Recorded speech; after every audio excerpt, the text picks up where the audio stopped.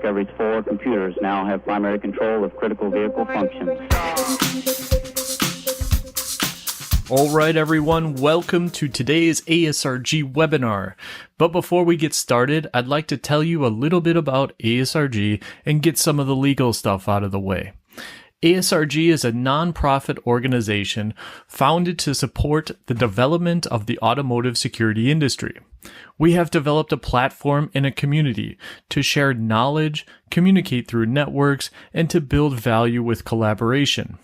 This is a community for you, built by you, with the goal to protect our friends and family when using automotive products. If you want to learn more about ASRG or get more involved, please visit our website at www.asrg.io or send us an email at hello@asrg.io. Before we jump into the presentation today, let's get some of the legal stuff taken care of. The views and opinions expressed in this webinar are the views of those that have made them. They do not represent views or opinions of ASRG and are to be considered as informational. The use of this information is to be used by the individual and/or organization at their own risk. My name is Takahito Yoshizawa. Thank you for joining today's webinar. I'm from KU Leuven, a group called COSIC, Computer Security and Industrial Cryptography, which is part of the Electrical Engineering Department at KU Leuven in Belgium. Today I'm going to talk about the new privacy-enhancing beacon scheme in V2X communication. Hopefully this is interesting for you. As a background or introduction, actually this presentation consists of 2 parts. Actually the second half of this presentation is from the a presentation I did at a conference called International Workshop on Data Privacy, DPM 2021 in October last year. And this was part of the, or co-located with the European Symposium on Research in Computer Security, ASRG 2021. This also appeared in a lecture note of computer science and 13140, which should be published soon. So this is the expanded version of this presentation I did last year, October, due to the quite limited time available at the time. So hopefully this one captures much more interesting information, and I can spend more time to talk about the presentation fully. So the first part is the background. The background, I'm going to talk about mainly the V2X technology in general as an overview, and also focus on the specific aspect which is the background of the second half presentation. So the V2X communication, I'm sure many people are already aware. But there are several different kinds of communication modes depending on the entities involved in this V2X communication. The first one is V2V, vehicle to vehicle. This is simply the communication between vehicles. So it's quite straightforward. Next one, V2I, is a vehicle to infrastructure.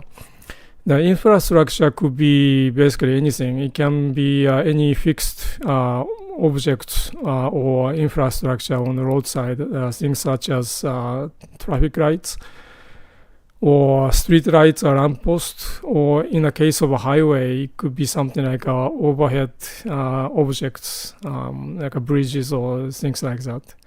So anything that contains a communication module that can support the V2X communication, we can consider it as a roadside unit, which is the acronym for the infrastructure device. Next one is V2N, vehicle to network. Nowadays, more and more vehicles are equipped with the cellular mobile phone functionality, and has the SIM card equipped. So in this case, the vehicle can directly communicate with a mobile network and connect to the internet and so forth to realize many different kind of use cases. The last one is a V2P. It can be like a vehicle to pedestrian, or it could be a vehicle to person, depending on the literature you see. This one is actually the terminology is called the VRU, vulnerable road user, like a pedestrians or cyclists. They are more vulnerable to the traffic accidents or injury and things like that. So the communication between vehicles and pedestrians or cyclists, this kind of a communication mode allows even safer environment on the road to reduce the accidents and injuries and so forth. Now, in standard, we can cut standard in two aspects. One is region specific, the other one is technology specific. Region specific, there are mainly two standards. One is a US standard, the other one is a European standard. The one the studied first was the US standard, IEEE 6009 and the SAE J2735, the wireless access in vehicular environment, WAVE, and the basic safety messages and BSM. And equivalent counterpart in Europe is developed by European Telecommunication Standard Institute, ETSI. It's called Cooperative Intelligent Transport System, CITS, vehicular communication. These US standards and European standards are quite closely related, and actually the ETSI standard closely mimics what the IEEE 6009 and J2735 defines. But there are actually differences, and this presentation talks a little bit about those differences. In terms of technology specific, there are two wireless technologies. One is the Wi-Fi based 802.11p. That was the original specification for the V2X Wi-Fi standard. It's called the Dedicated Short Range Communication, DSRC. And in Europe, in ETSI spec, it's called ITS G5. It's a little confusing because the G5 and the 5G are very similar. But the ITS G5 actually means the equivalent to DSRC in European terminology. And then moving on to the cellular-based, the 3GPP started defining the V2X related standard back in release 13 also, back in 2014 or something like that. So they defined the specification for both LTE and 5G. And both of them, the logical interface between vehicles is called PC5.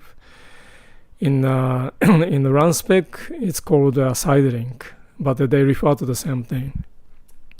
So now we have two competing radio technologies for the V2X. And this presentation is not really focused on either one of those. But I do focus on the European standard because the paper that I wrote is basically the European standard as a background. So this is the protocol stack or the ETSI specifications. As you can see, the access technologies, as I just discussed, there are two access technologies. One is the Wi-Fi based, the other one is a cellular V2X based. They are specified in different respective aspects in ETSI. And above them is the network and transport. And the one is called geo networking, and the other one is called BTP, basic transport protocols. And those two sits on top of the what's called DCC, decentralized congestion control. And according to my understanding, DCC applies to the Wi-Fi based technology because the cellular V2X, they have their own congestion control mechanisms. And those things are defined in the V2X specs at the bottom of the screen. And in addition to that, the 3GPP also has quite a number of the specs for the V2X related topics, starting from system level description all the way down to the physical layer operation and handling. Now, above the network and transport, we have facilities layer. There are 3 protocols. One is called CAM, Cooperative Awareness Messages, and the second one is DEM, Decentralized Environmental Notification Messages. And the third one is LDM, Local Dynamic Map. And my presentation actually focuses on the functionality that is provided by CAM. That's the reason it's highlighted with a red box. And above the facilities layer, we have application layer. The first one is RHS, road hazard signaling. Second one, ICRW, intersection collision risk warning. And the third one is a longitudinal collision risk warning. So what happens is that all the functionalities provided by facilities layer facilitates the building blocks or sets of information so that the application layer can do something useful, such as generating and sending some various kind of awareness messages or warning messages. Now, this is another view from Edge spec taken from 302.637-2. This is the spec of the CAM, Cooperative Awareness Basic Service. As you can see, this we have CAM Basic Service at the middle of this facilities layer, and then it interfaces with the application layer above, which includes RHS, ICRW, and LCRW that I just described. So what CAM message does is that as name suggests, cooperative awareness. As the name suggests, what it does is that it just generates and sends vehicle's position, direction, velocity, size, and vehicle types, and things like that. So it's a very generic, basic message to announce the vehicle's position, presence and positions and so forth. And it's transmitted periodically, anywhere between 100 milliseconds up to once in 1 second, depending on the circumstance and conditions of the vehicle. So it's transmitted periodically. So all vehicles transmit the same message types and exchange information with all the other messages within the transmission range. And by doing so, all vehicles essentially establish and maintain kind of situational awareness, if you will, so that the vehicle can make various kind of decisions and it can be even help autonomous driving to determine the lane change and acceleration and deceleration and stuff like that. So that's the basic functionality that CAM provides. So as I mentioned, it's transmitted periodically, anywhere between 100 milliseconds to up to 1 second. So from the frequency point of view, it's anywhere between once per second up to 10 times per second. So exact transmission trigger depends on vehicle's movement. In other words, any of the following condition is met, then the vehicle transmit CAM message. The first of all, the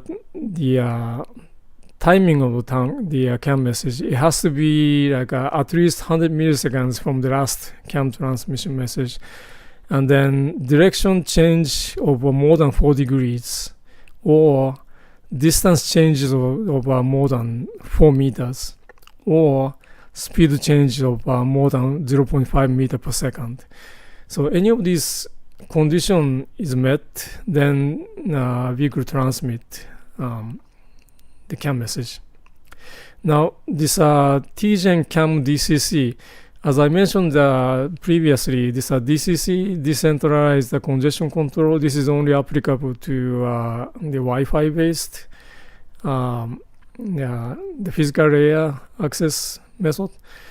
This doesn't apply to the CV2X, which is defined by 3GPP. Simply because in case of 3GPP, the congestion control is defined in the 3GPP spec as well as the its spec. So I'm switching gear to the security management aspect now. Edge spec TS102940.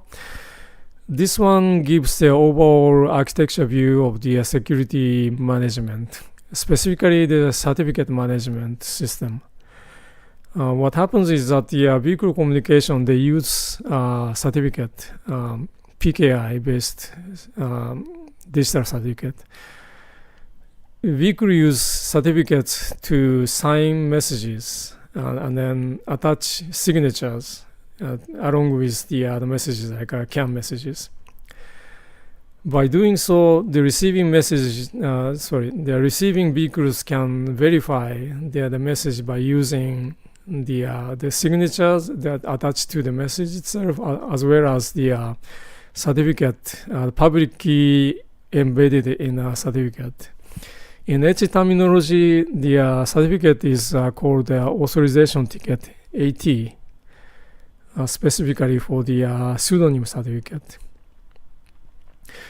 So as a very high level message flow, the first the vehicle is registered to the system. It sends this the message to the EA, enrollment authority, and say that I want to be registered.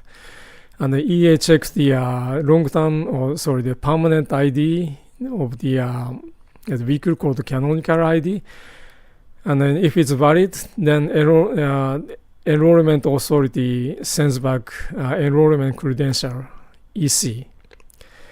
And then once the vehicle receives this EC and I contacts the authorization authority, AA, by attaching this EC, enrollment credential, and say, please give me pseudonym certificates. So that's a request here in number 2. And once the AA receives this request from the vehicle, then it verifies the vehicle's enrollment certificate with the enrollment authority by asking, did you issue this enrollment certificate to this vehicle? In other words, is this a valid vehicle? And the enrollment authority say that, yes, indeed, I issued this enrollment credential. So this is a valid vehicle. So that's the interaction in 3 here. And once the authorization authority has the verification of the vehicle's validity, then it will generate and transmit the authorization tickets, which is another name, it is terminology for the pseudonym certificates. So that's the overall view of the certificate management according to the H spec in 102.940. Now, after the vehicle receives these ATs, the vehicle can start transmitting V2X messages like CAN messages. And then when it sends those CAN messages, it attaches the pseudonym certificate and the signature to the vehicle so that the receiving vehicles can verify the validity of the messages. So that's the overall mechanism of how vehicle obtains the authorization tickets from the management system. So as I mentioned, the purpose of using certificate is for the receiving vehicles to verify the message the vehicle sent. So the vehicle, when the vehicle sends messages, it attaches the signature. It generates signature and attaches to the message. And at the same time, it also attaches the certificate, which contains a public key. And this public key allows the receiving vehicles to calculate the signature of the message and verify the message is authentic. Now, as I briefly mentioned in the previous page, the vehicle use pseudonym instead of real identity. This is to protect the privacy of the vehicle owner. So the requirement is that the vehicle use pseudonyms instead of the real identity called canonical ID. And then the vehicles are required to change the pseudonym every so often. And then the certificate, one thing I should note is that I said certificate, but it's not really the most well-known X.509 certificate format, but the ITS, the V2X standard actually defines their own certificate. There is, I understand, some historical reasons why Etsy originally decided to define its own certificate format. I don't know much about the real background, but in any case, the certificate format is not the X509, but the V2X specific. Now, a little more detail about certificate use in CAN message. I said that in CAN message we could attach certificate as well as the signature and the message, but actually not every single CAN message attaches certificates. Actually, in CAN, digest is the default mode. Digest is the last 8 octets of the hash of the certificate. This is much more compact format. It's only like 8 octets instead of the full certificate, which can be like 1 kilobyte or something. So it's a compact notation to identify the identity of the signer according to the spec. So what happens in the case of CAN is that when vehicle sends CAN messages, it sends digest most of the time, and then but every once in a second is attaches certificate. So we have a situation where the CAN messages are transmitted periodically, but not all of them contain certificate. But many of them contains actually digest of the certificate, which can be a little tricky from the receiver's point of view, because if the receiver receives the CAN message and it doesn't contain the actual certificate, then you cannot really verify the message, the validity, because you don't have the public key in the certificate. In that case, basically you have to wait for the actual certificate to be sent. In other words, maybe in a worst case scenario, you may have to wait until almost like 1 second to get the CAN message that contains the certificate. On the other hand, the DEM message, like a decentralized environmental notification message, they do contain certificate every single message. I didn't talk much about the DEM, but the one characteristic of the DEM message is not the periodic message, but it's a as needed message, only generated and transmitted only when some warning situation or something to say to the other vehicles. In that case, one example could be something like the approach of emergency vehicles. That's one application of the DEM message. The other one is the one vehicle step on the brake very hard. It generates a warning message to the surrounding vehicle so that the other vehicle can react to the hard braking the vehicle condition. But in any case, back to the CAN, just to reiterate, every CAN message may not necessarily contain certificate, but it may just contain digest. That's a key point I wanted to mention here. Now, I'm moving on to the main part of this presentation, which is I presented at the conference back in October last year. So what I'm going to talk about is the new privacy-enhancing beacon scheme. So I talked about and described about the CAN messages, and they are assumed to be transmitted periodically under any circumstances. but maybe that may not be very applicable. So I already mentioned that the CAN message may be transmitted up to like 100 milliseconds interval or up to 1 second. And then every vehicle sends those information, and as a result, every vehicle develops or establishes and maintains situational awareness of every other vehicle within a transmission range. Doing so helps lots of useful things like determining maneuver or things like that. Now, because of the nature of this the CAN message or vehicle communication in general, when vehicle essential nature of the vehicle is that it moves, right? So there are other vehicles, but at some point, one vehicle is within a communication range of one vehicle, but at some later time, it may go out of the transmission range from the vehicle. Or contrary, the vehicles, another vehicle may come into the communication range of a vehicle over time. So the essential, because of this essential nature of this vehicle communication, like a moving, dynamically changing topology, it's a broadcast-based messages. In other words, you don't really know, you are transmitting message, but you don't know who is there or how many receivers are there.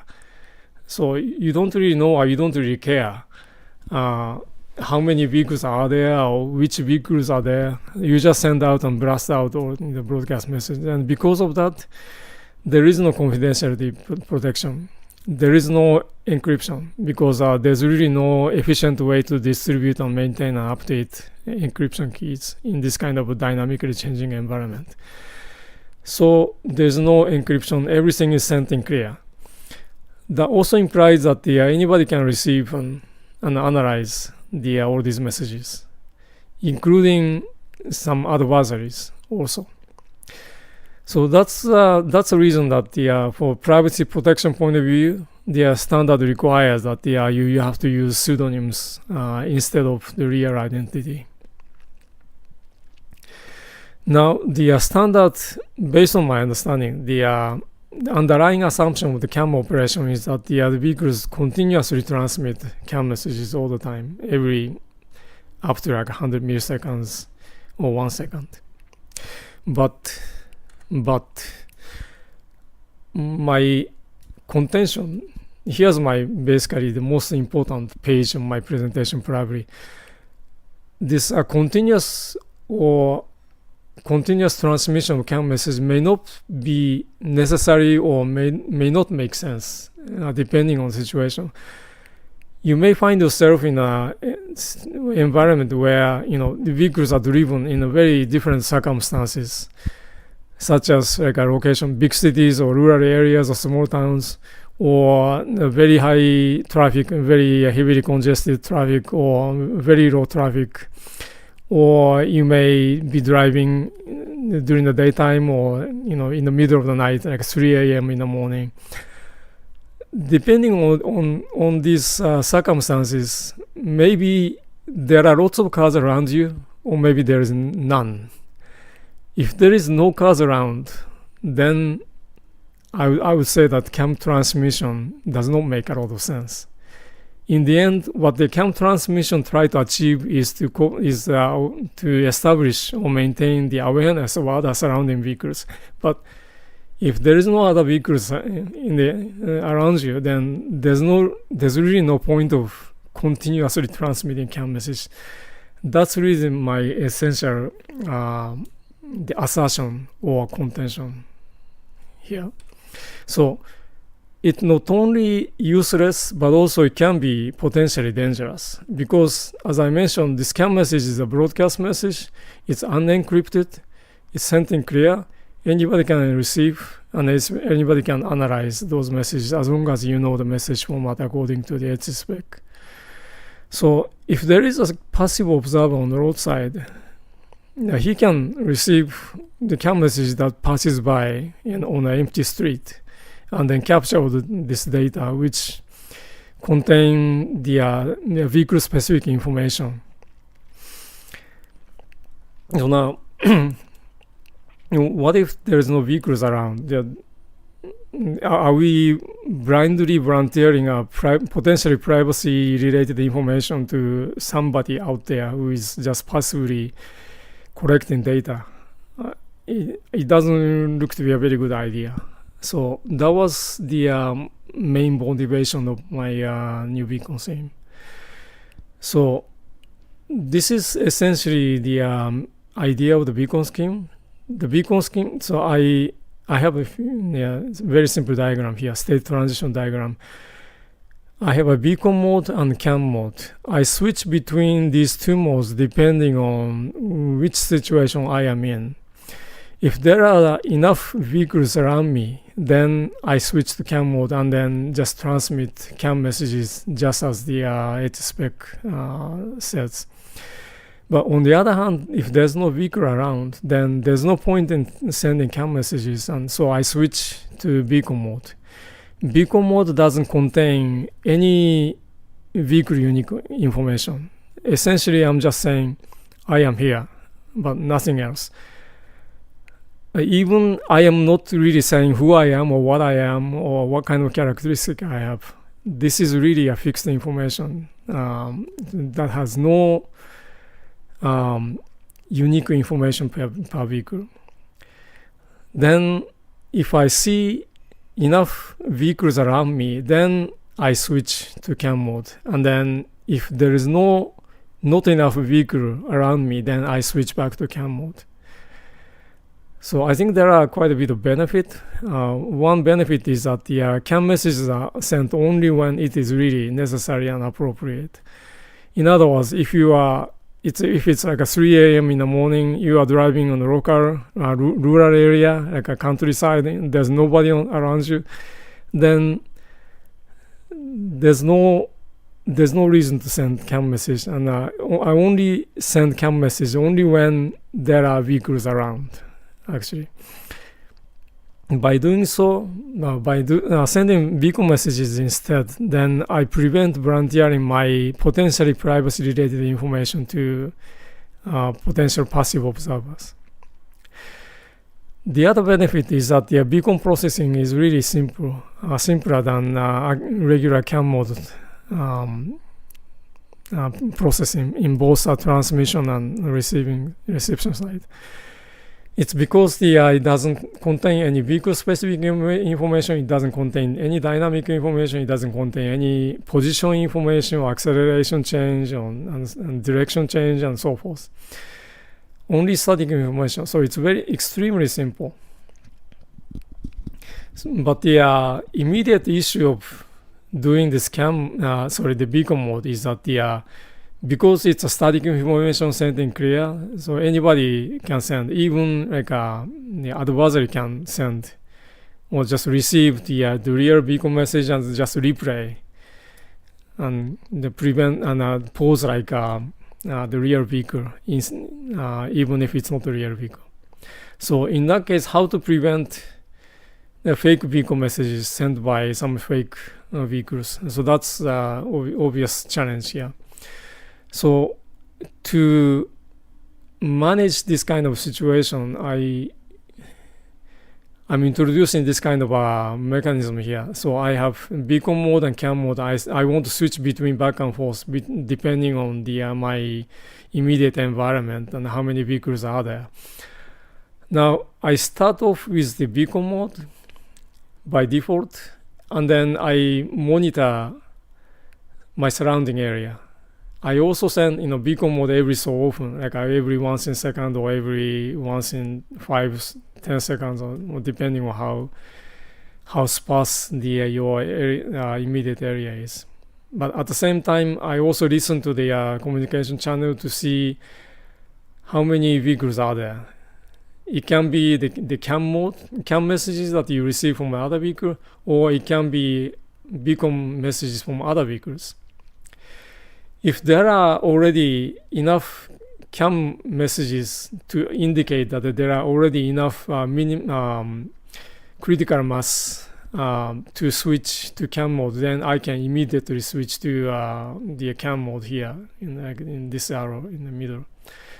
But on the other hand, if there is not enough CAM messages to indicate enough number of vehicles, but there are enough number of beacons to indicate potential presence of enough number of vehicles, then I switch to this provisional CAM state with a probability of P.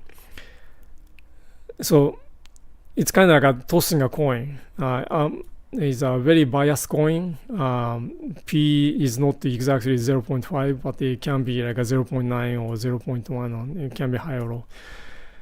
So by provisionally switching to CAM mode, this vehicle start transmitting CAM with a probability of P.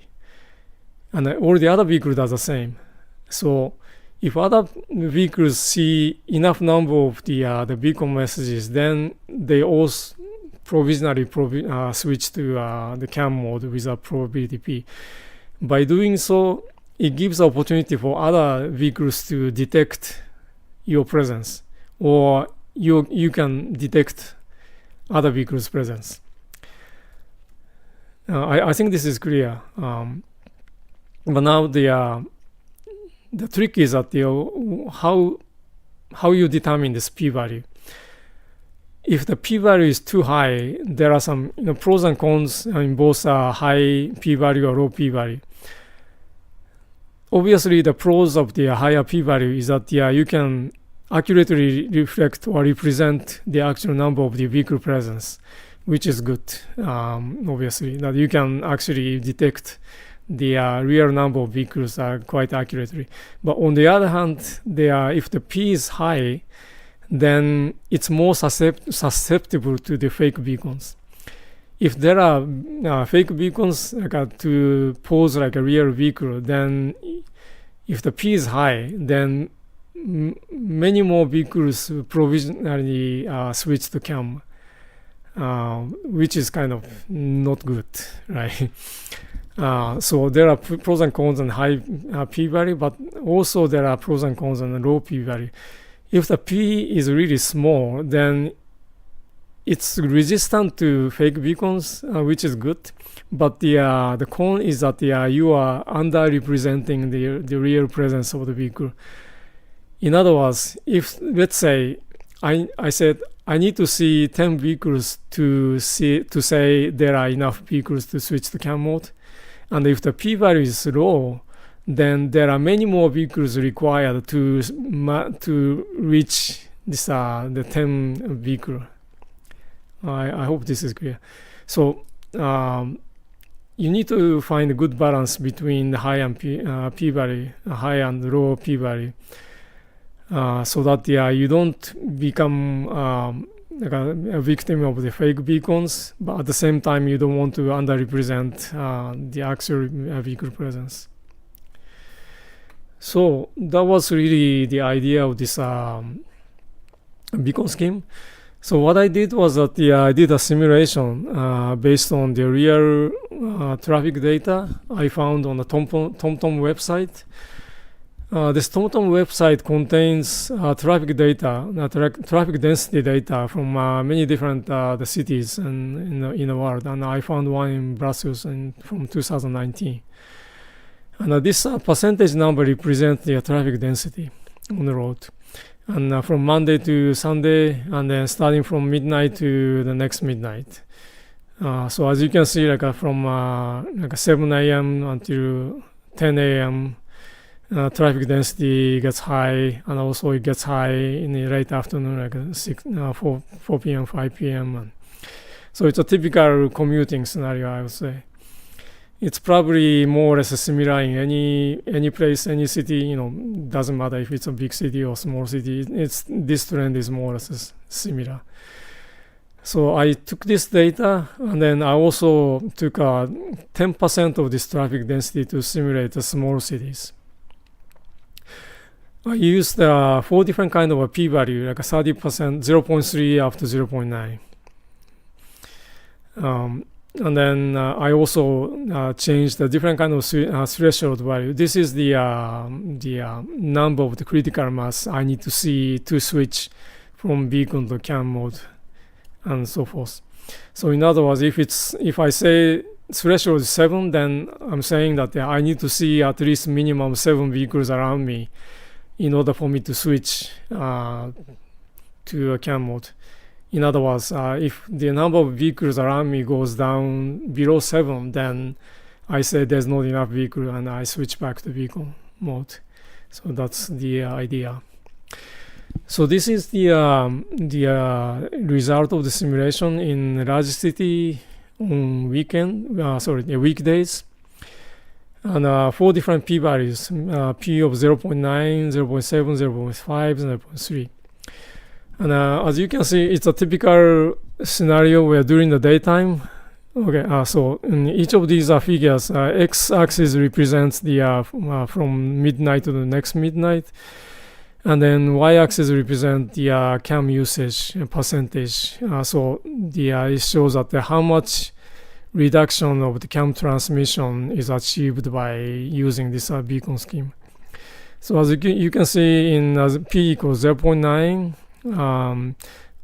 Most of the daytime, starting from like 6 in the morning until 10 p.m., the vehicles exclusively use CAN message only, simply because there are enough vehicles around you all the time during the daytime. The only time that the vehicle switch back to vehicle mode is like 1 a.m. up until like 5 a.m. or something. So these are early morning hours when traffic volume is really low. Situation is really similar when the p-value is low. Now, when p-value become lower and lower, then depending on the threshold value, the switch back to the vehicle mode occurs earlier in the day. For example, like in this case, like at 7 a.m., you may already switch back to vehicle mode. So that's the large city weekday. And this is the same data for small city weekdays. As I mentioned earlier, small cities, I took the large city data and I took 1/10 of that to simulate low density scenario, which represents a small city.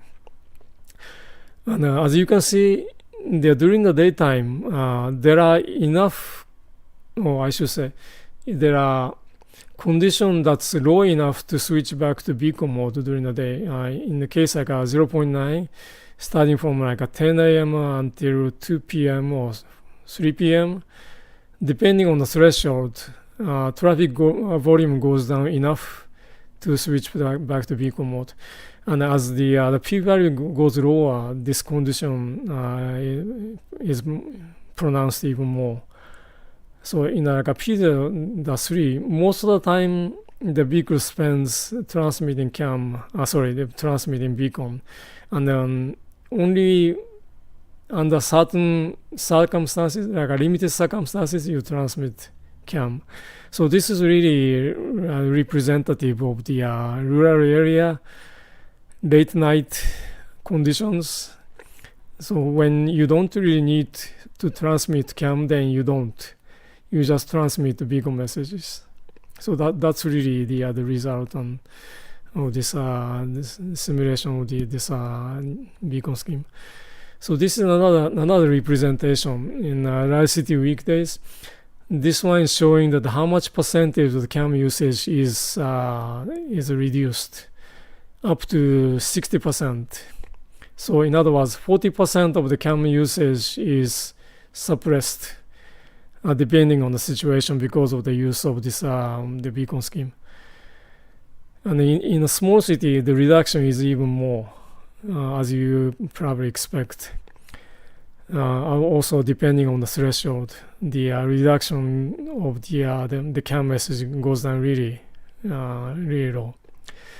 So, as a simulation result summary, this beacon scheme is really effective to suppress the voluntary sharing of the vehicle-specific information in CAM when it's not really necessary to send.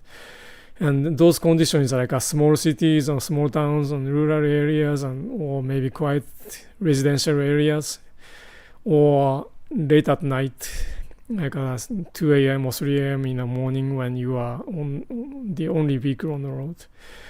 In addition, the one interesting observation is that the early days of V2X technology deployment condition, it's really the same situation here with the like a small city or late night. This is because the percentage of the V2X capable vehicles are much low in early days of V2X technology deployment, especially like a durable goods like vehicles. Some people drive the same car for many years. In some cases, like more than 10 years and 20 years. So extremely long period to replace the vehicle with a new technology. So in the early days of V2X technology deployment, this CAN message, this beacon message is also quite effective to suppress unnecessary the sharing of potential privacy information. So as a conclusion, this new beacon scheme reduces the chance of volunteering privacy-related information in CAN when it's not necessary. And then the reduction is already more than 40% from the beginning, and it goes even higher. It's highly effective in low traffic conditions, like late night, small cities, rural areas, and residential areas, as I mentioned. And this is a significant point in my view, because most of the land in any given countries is small cities and rural areas. And those areas is difficult to hide in masses. And the late night is a daily event. It doesn't matter, if it's a big city, a small city, big country, small country, you have evenings every day. So in those situations, you don't have to. If you don't have to send CAN, you can suppress them. And in addition, this scheme is seamless and automatic in transition between the beacon scheme and CAN messages, and it automatically adapts to the environment depending on the situation. How many cars are there around you? It's relevant to geography, like large and small cities, or time of the day, or the V2X technology penetration. And in addition, as I mentioned earlier, the beacon message processing is much simpler than the CAN message, simply because it contains only very static information and nothing else. So this pretty much concludes my presentation. Here's a list of acronyms that was mentioned earlier in the page. And these are some of the specs mostly relevant from a security and privacy protection point of view. Actually, in H spec, there are many more. This is only a small subset, which focuses only the security and privacy protection aspects only. The IEEE 1609.2, this is the US spec, which became base of the H spec. So that was the conclusion of my presentation. Thank you for your attention, and I hope this was interesting and useful.